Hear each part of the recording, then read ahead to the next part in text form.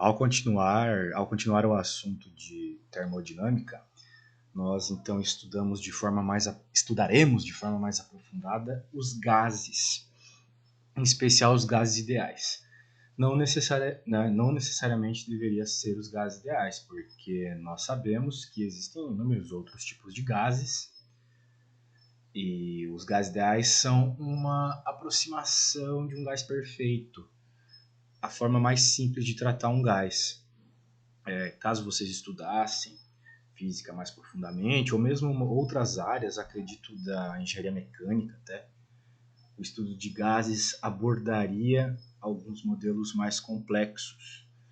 Mas todos esses modelos, quando vão ao limite da teoria, chegam no gás ideal. Então é por isso tão importante estudá-lo. Aqui a gente vai obter as equações e entender um pouco mais do comportamento desse gás desde os princípios. Vocês fizeram ensino médio, então é possível que lembrem do estudo de gases lá. Esse estudo ele não é muito aprofundado e não se obtém as equações. Aqui a gente vai tentar entendê-las em 3 pontos de vista, em especial. Do ponto de vista da energia, e para isso a compreensão da primeira lei da termodinâmica é essencial. As outras 2 leis também são, mas a primeira lei é a que dá todo o escopo da relação entre as grandezas macroscópicas e as grandezas de energia. Mas, no final dos slides aqui relacionados a gases ideais, nós vamos estudar o mesmo fenômeno de uma forma bem por cima, assim, mas do ponto de vista microscópico. Porque todos os efeitos que ocorrem e são medidos de forma macroscópica, com grandezas que são possíveis de se medir em laboratório, com pressão, volume e temperatura, as grandezas aqui dos gases ideais, os efeitos ocorrem devido a processos microscópicos. E, como deveria de ser, os resultados obtidos nas expressões, tendo em vista o ponto de vista microscópico, são os mesmos do macroscópico. Então, vamos dizer assim, essas 3 formas de estudar o mesmo fenômeno, elas nos dão as mesmas respostas, o que dá a entender de que a teoria está bem escrita, bem fundamentada. Então, vamos tentar entender um pouquinho disso tudo. Talvez o ponto mais importante aqui, mais teórico, não tanto prático, é que um arranjo dessas grandezas, pressão, volume e temperatura, cria o que a gente chama de equação de estado. É uma equação que conserva um valor independente do estado que você analise esse gás. Então, existe uma relação entre pressão, volume e temperatura que, independente do momento que você medir as 3, elas juntas vão lhe dar o mesmo valor, o valor constante. E esse valor constante é o fundamento, então, da teoria dos gases ideais, que vocês verão que está associado com a constante dos gases ideais. Vamos lá, então.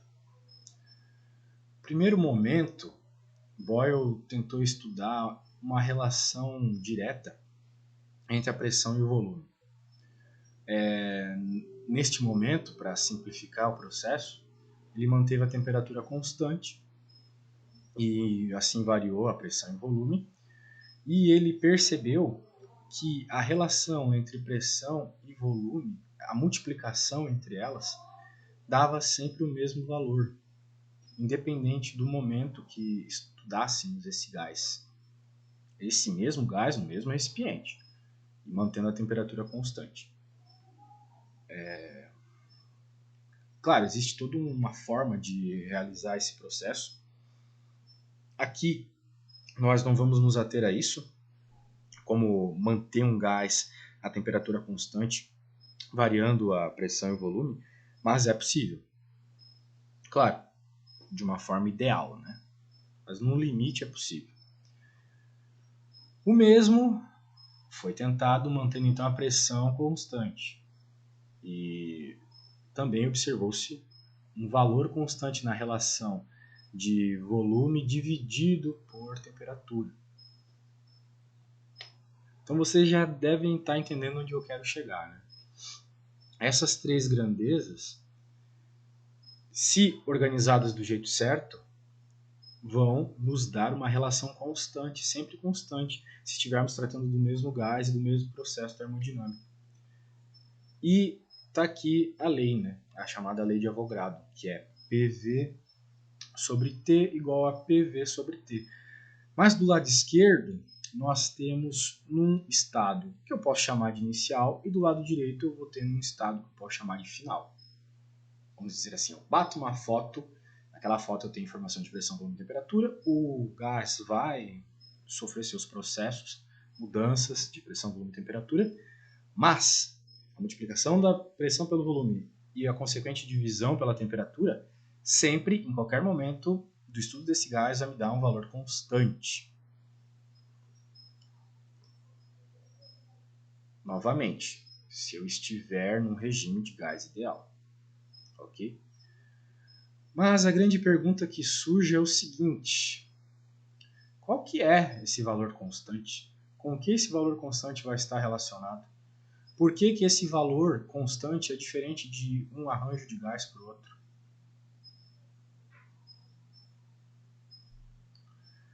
Bem, os cientistas então continuaram a estudar o processo e perceberam que a quantidade de gás no recipiente ela influencia na resposta. E aqui vocês não podem confundir, tá? Eu já tento adiantar os erros o mais cedo possível.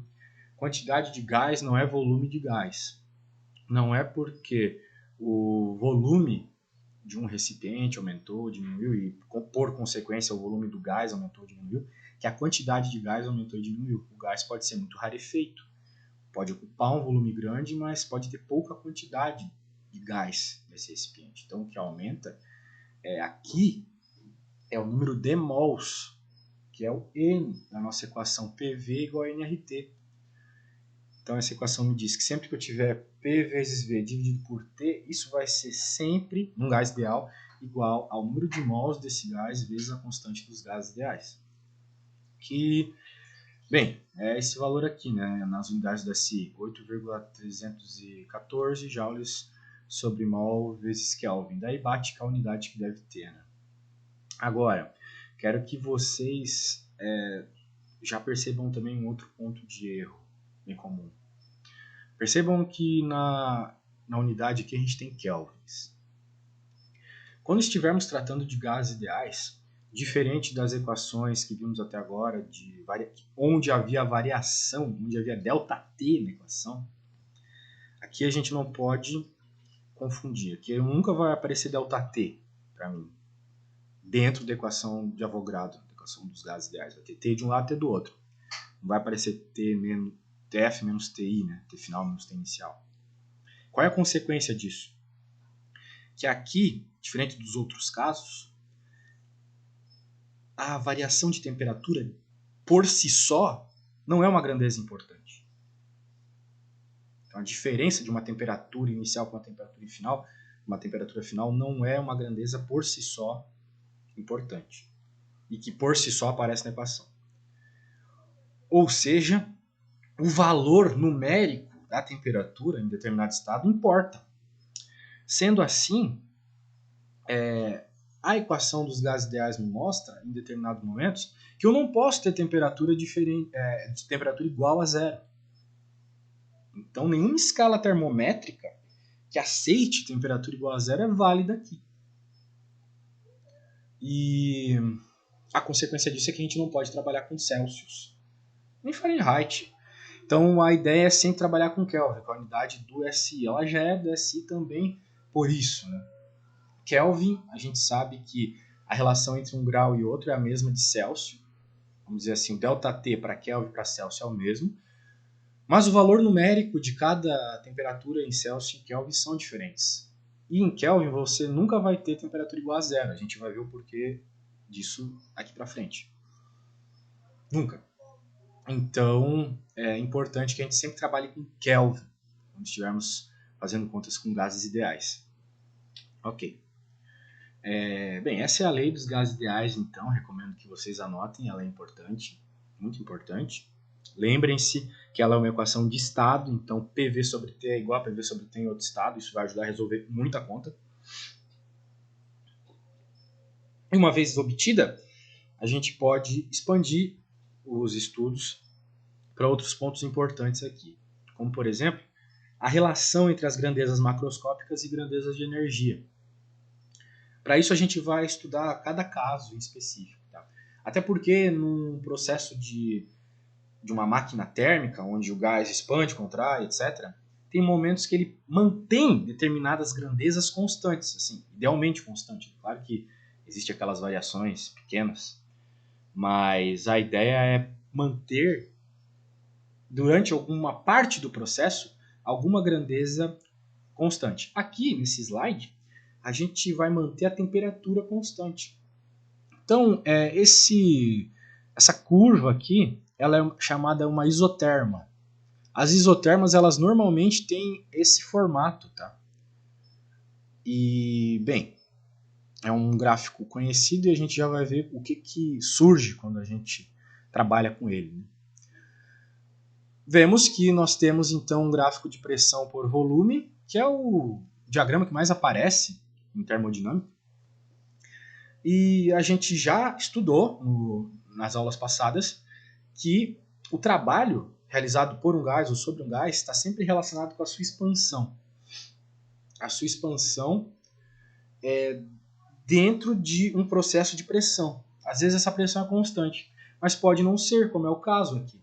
Se eu quiser o trabalho realizado nesse processo, que vai aqui de uma posição inicial até uma posição final, eu quero, como já conversamos algumas vezes, a área abaixo da curva. Às vezes essa curva é um quadrado, então eu simplesmente calculava a área do quadrado com base vezes a altura.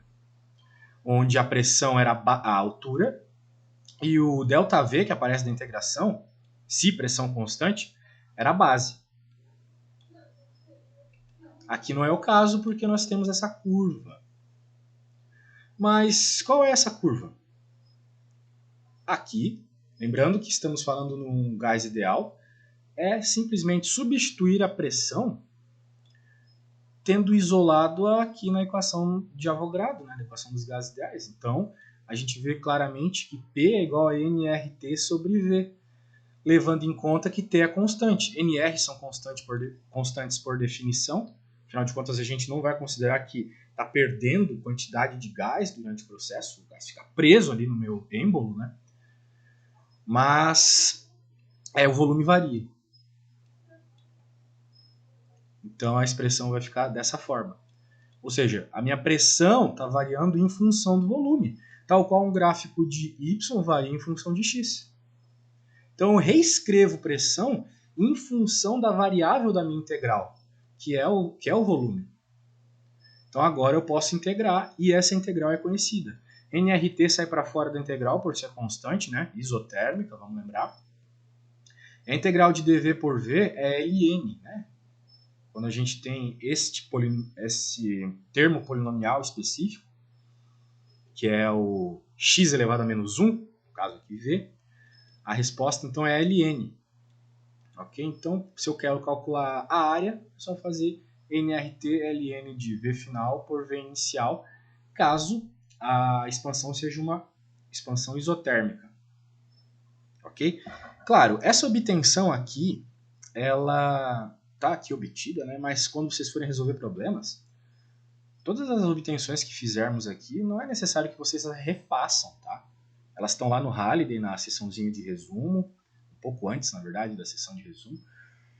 O que vocês vão ter que fazer, e é complexo, já aviso para vocês, é identificar qual regime está ocorrendo no processo dito no enunciado. Às vezes os processos são difíceis de perceber, né? Então, esse vai ser o único trabalho de vocês. Por enquanto, a gente só está falando de gases ideais monatômicos. A gente vai expandir isso para diatômicos, poliatômicos. Então, essas diferenças vão ser importantes na hora de resolver as contas também. Outro processo importante, né? Capacidade térmica molar dos gases. Se vocês olharem para essa equação aqui desse jeito, talvez vocês não lembrem bem, Mas essa é a equação de variação de temperatura ao receber ou perder calor. Né? O que macete lá, o Q igual a CM delta T. Mas o Cm foi substituído pela capacidade térmica, que é uma outra forma de escrever aquele termo quando nós não estamos interessados em específico numa quantidade de massa, mas sim uma quantidade genérica de massa. Okay? Legal. Lá a gente não se preocupava muito com questão de volume e pressão, porque nós estávamos falando de objetos dilatando, então não era um contexto em que isso variava muito. Né? Mas aqui sim. Então, afinal de contas, estamos falando de um gás em que a variação de temperatura automaticamente gera uma variação de pressão ou volume. Claro, como eu falei anteriormente, a gente vai considerar para determinadas partes do processo de expansão e contração de um gás que a pressão pode estar constante, o volume pode estar constante. Então, essa equação aqui ela vai ser específica. Que específico para a pressão constante e aqui específico para o volume constante. E, eventualmente, a gente vai ver que essas capacidades térmicas estão relacionadas com grandezas associadas com o gás também. Então, já fiquem espertos para isso para a próxima aula, ok, pessoal? Então, até a próxima.